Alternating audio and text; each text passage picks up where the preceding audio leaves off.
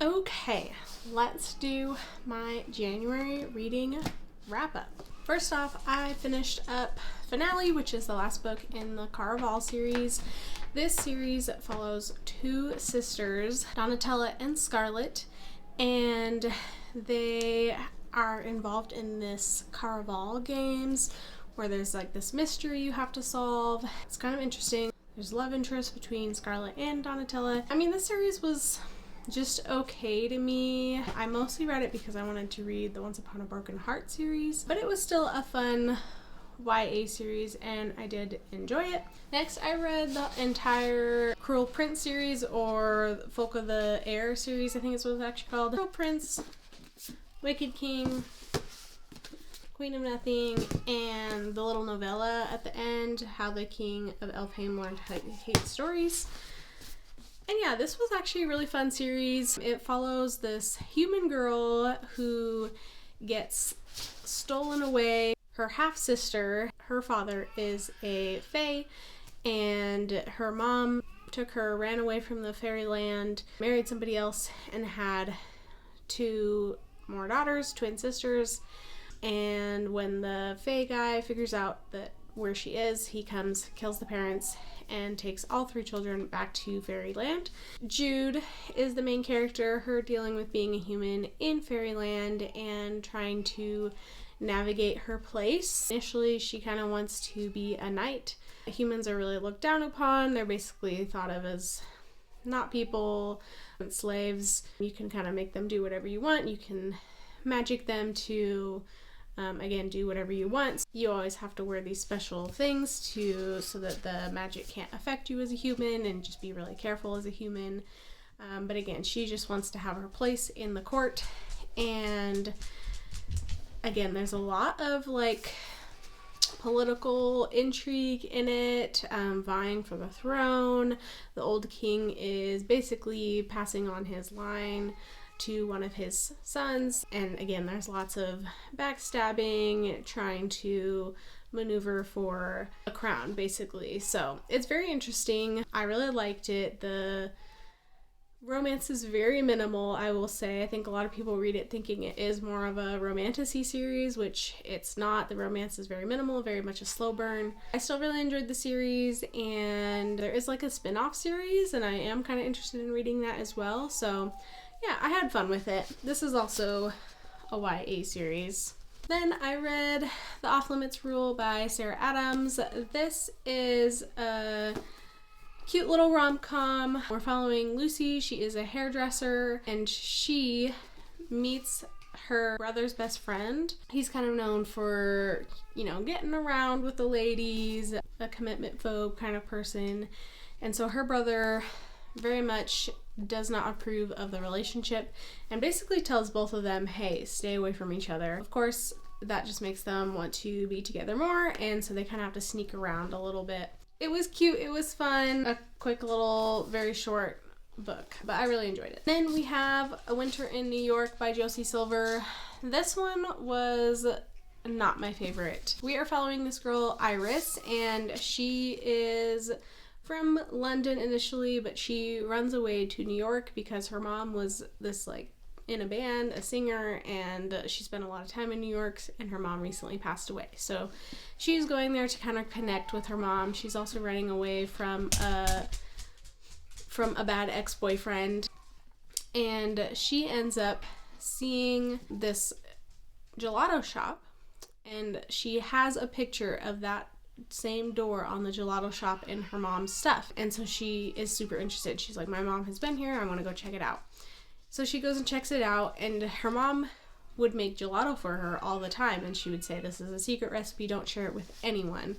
And turns out it's the same gelato recipe that this gelato shop has, and it's a very secret recipe with a family of the gelato shop people, and they actually, only one person is allowed to know this recipe at a time, and the grandfather just had a stroke and is having trouble remembering the recipe, so they're in trouble. They need the recipe, and she realizes, I know the recipe, and she ends up kind of having a relationship with the grandson of the gelato shop. The reason I didn't like it is because she's basically lying to him the entire time. She's lying about knowing the recipe. She also says she's met this guy before. She went to a bookstore, was having a bad day, and told him that her fiance or whatever died, which he didn't. He didn't die. And turns out this guy actually lost his wife. And so they kind of bond over the fact that they both lost somebody. It takes forever for her to correct that. So again, there's just a lot of miscommunication, a lot of just flat out lying. Wasn't my favorite. And I read this series, The Assistant to the Villain and Apprentice to the Villain. I actually had such a fun time with this series. We are following Evie, and she gets recruited to be the assistant to the villain. And he does do bad things, he does murder people, but it is all in the sake of getting revenge on the king, because something in his past with the king was really bad. And so he's kind of doing it for the greater good. Just a lot of people don't know that in the general public, so he is seen as like a villain. Super funny. It's kind of like The Office meets fantasy. There's a lot of like funny office drama. There's a lot of workers for this villain guy. It's just super lighthearted and just a really fun time, to be honest. Don't take it too seriously. It doesn't take itself seriously. It can be a little cheesy at times, but it was super fun. And then I read The Ballad of Songbirds and Snakes by Suzanne Collins. This is the prequel to the Hunger Games series, and we are following President Snow when he was a young man. This is taking place around the times of the 10th Hunger Games, so quite a bit in the past, and super interesting. There's a lot of like little Easter eggs for the Hunger Games series, a lot of things that just kind of explain why President Snow is the way he is, and it just makes, like, when Katniss comes around, it just is like a double slap in the face to him with her. With Katniss, even her name, even her, like, the songs that she sings in the books and the movies. It was just super cool, super interesting. I really, really enjoyed it. The very last book I read was my only 5-star of the month, and that was The Sword of Kaigan by Emma Wong. I love that book so much. We're following this mom and her son, and they're in this fantasy land, but it's kind of based off of like Japan basically, but they're kind of in this like set in the past, kind of doing like sword fighting and stuff, when the rest of the world has kind of moved on to like planes and bombs and guns and things like that. But they are stuck in their ways, to the point where they're even wearing like older style clothing.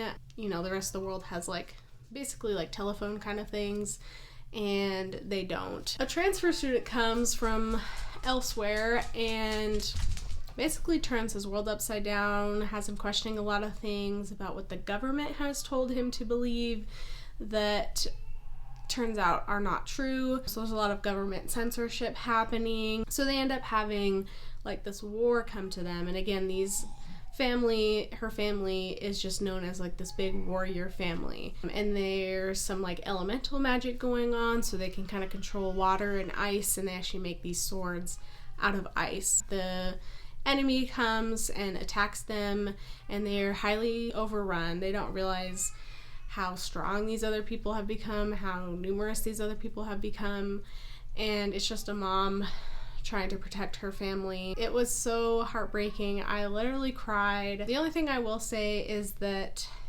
the author was setting it up to be like basically like a prequel to another series, which the other series never really happened, never ended up finishing, so it does kind of leave a little bit unknown at the end of the book. It is meant to be read as a standalone, however, but I got so connected to those characters in such a short amount of time. And yeah, I was again like crying tears. It was so beautiful.